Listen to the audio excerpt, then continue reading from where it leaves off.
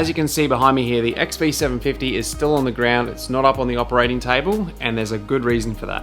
Welcome to Café Racer Garage, I am Dan, giving you the skills and inspiration that you need to build a motorcycle that you can be proud of. So I bought this bike some time ago now with the intentions in turning it into a cafe racer. It was actually a birthday present to myself. I saw it come up online for sale. You don't see them very often because this is one of 3 years they made the monoshock. This is the 1981. They made it in the 82 and 83. When I saw it come up online for sale, I instantly went down there and checked it out, negotiated with the guy for a little while, and then I decided, yes, I'm gonna grab it. And it's been sitting here ever since, waiting for me to get started on it. However, there is one thing about this bike that I really dislike, and it's pretty much the fault that this bike does have. And unless I can sort that out and get it working perfectly, I'm not gonna build this bike. So that's the first thing I've gotta do. But let me show you what I've done so far so you can understand why I've come to this conclusion.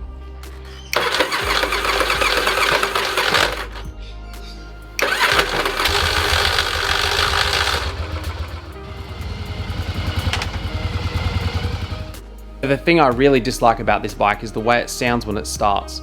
I don't want to spend all that time and effort turning this into a cafe racer and then be embarrassed to try and start this thing up in front of someone.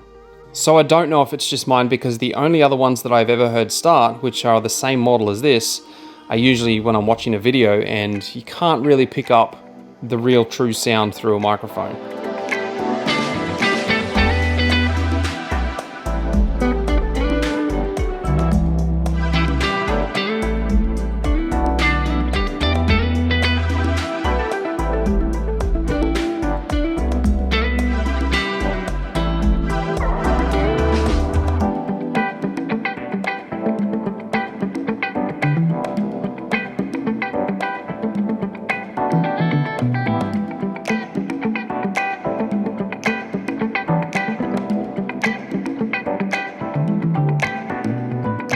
All that I'm replacing here are the key components that I believe are going to fix this issue, the two springs and also the gear.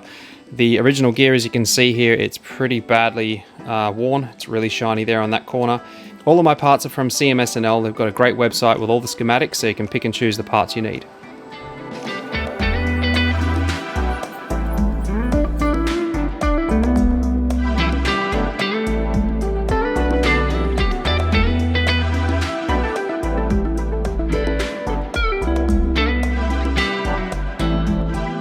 A handy little trick that I do when I'm taking something apart, rather than playing that guessing game of trying to figure out what bolts go where, because they can be all different lengths, is just get a simple piece of cardboard and outline the shape of the cover, and then just push the bolts in as I take them out, so they're all going to be in their right places when they go back in.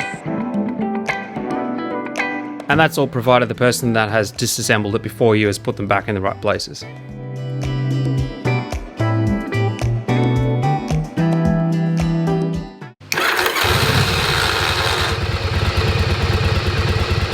So the bike started okay after I put it all back together, so I took it for a quick little spin just to have a bit of fun on it, and when I returned I tried to start it up again, and this is what happened.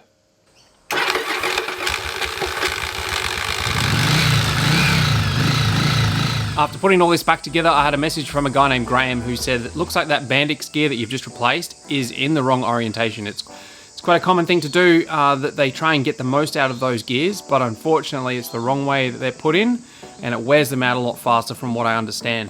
So I've got to pull it apart, but in the process of putting this back together I also had another problem.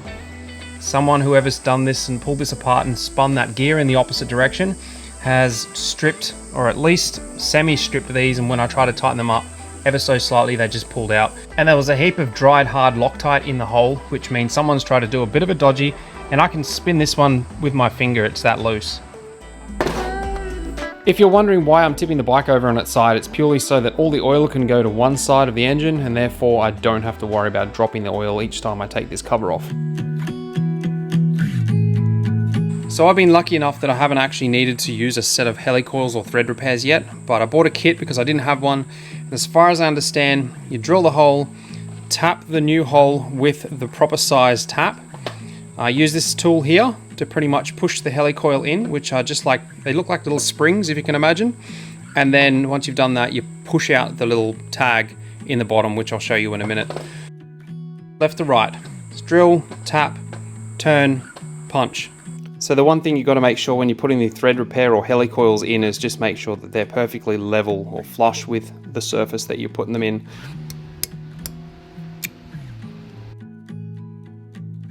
So this gear has to slide up and down inside there, and if there's any friction, it's just going to make it harder for it to flick back. So I did notice there was a tiny little bit of, I guess, wear. So it was like a scallop, which I'm just slowly working on now, just sanding it down ever so slightly. I just have to get all those filings out before I put it back together. So what I'm doing here is I'm making a collar for the spring, and just as I was cutting this, I just finished cutting the center of it out and I snapped the end mill. It's part of learning machining, I guess. I don't think I had the right feed rate or something, so I guess you live and you learn. The downside to this is the little slotted end mill that I was using was actually a real small one borrowed from a friend of mine because I didn't have the right size. So looks like I'm going to have to replace his end mill.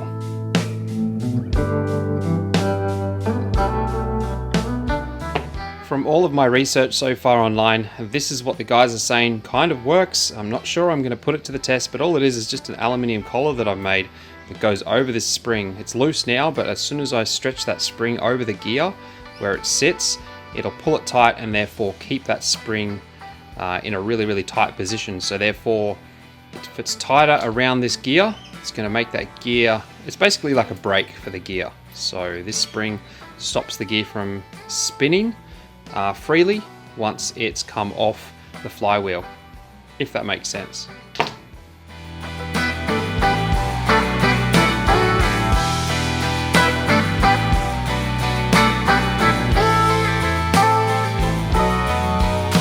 So I've already purchased some of the components for this bike, the forks and the tank. The forks are a 2006 R6 Yamaha. This tank has a small dent in one side and a few other ones here and there, but nothing we can't fix. And the tank is actually a Kawasaki tank. It's quite rare. I was able to find one which is on the other side of the globe to me, so that had its own challenges. The guy thought I was a scammer, and then he wasn't going to sell it to me, and then he was going to sell it to me, and when I put the money in his account, I was thinking he might have been the scammer. Anyway, that was another story altogether. I ended up getting it. Cost me quite a lot of money to get it shipped over, but I've got it now, and I'm not even sure if I'm going to use it. So all the stuff I've been reading online is about the Bandix gear and getting the spring and making a clip for the spring and putting that on there. That'll tighten it up and that'll fix the problem. And that's all good and well, as long as your flywheel gear is in good condition. Check this out.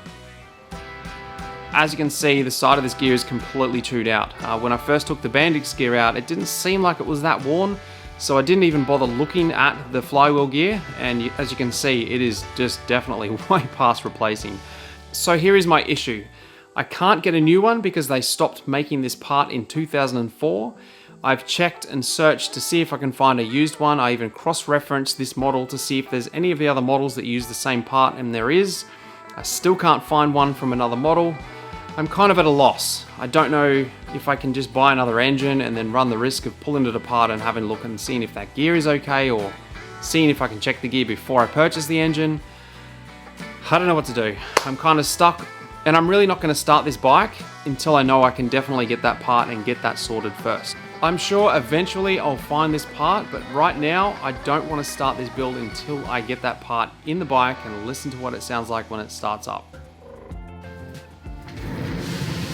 So that's where this video was destined to end. And just as I was editing the last little bit of this video, I had a response from CMS, and it looks like, and you can probably tell from the smile on my face, it's good news and we're getting the part. And I'm super excited about that.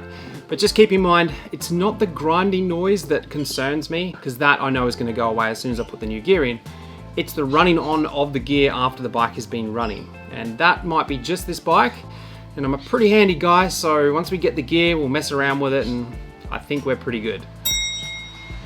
If you've enjoyed this video, definitely go and check out this short little playlist that I put together of videos very similar to this one, and part 2 will be right here when it's ready. Don't forget to check out the first episode when I first purchased this bike, and I'll leave that right here.